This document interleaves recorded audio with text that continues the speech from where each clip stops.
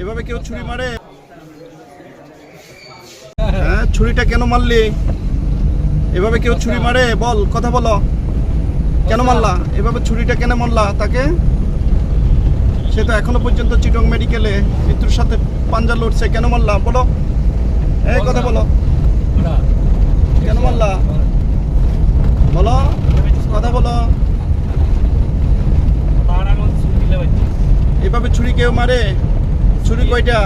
এভাবে কেউ মারে? আপনারা হয়তো অবগত আছেন, গত 22 তারিখে দীপুমণি মার্কেটের সামনে তাদের পূর্ব থেকেই তাদের টাকা পয়সা লেনদেন নিয়ে একটা ঘটনা চলতেছিল অনেকদিন ধরেই। তারা সেটা স্বীকারোক্তি প্রদান করে আমার কাছে জানায় এবং আমরা শুনতে পাই যে দীপুমণি মার্কেটের এখানে পূর্বের ওই লেনদেনের কথা কাটাকাটির এক পর্যায়ে দীপুমণি মার্কেটের সামনে তারপর আসামি গিয়াসউদ্দিন ওর পকেটে ছুরি নিয়েই তাদের সাথে তর্কাতর্কিটা হয়।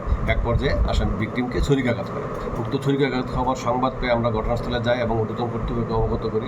ঊর্ধ্বতন কর্তৃপক্ষের দিক নির্দেশনা, আমাদের মাননীয় পুলিশ সুপার স্যারের দিক নির্দেশনায় additional SP crime sir, additional SP DB sir সহ এবং আমাদের সার্কেল স্যার সহ আমাদের সর্বোচ্চ সহযোগিতা এবং আপনাদের সহযোগিতা, আমাদের এলাকাবাসীর সহযোগিতায় ভিকটিমকে আমরা আনোয়ারা মেডিকেলে নিয়ে গেলে ভিকটিমকে উন্নত চিকিৎসার জন্য চিটাং মেডিকেলে প্রেরণ করি।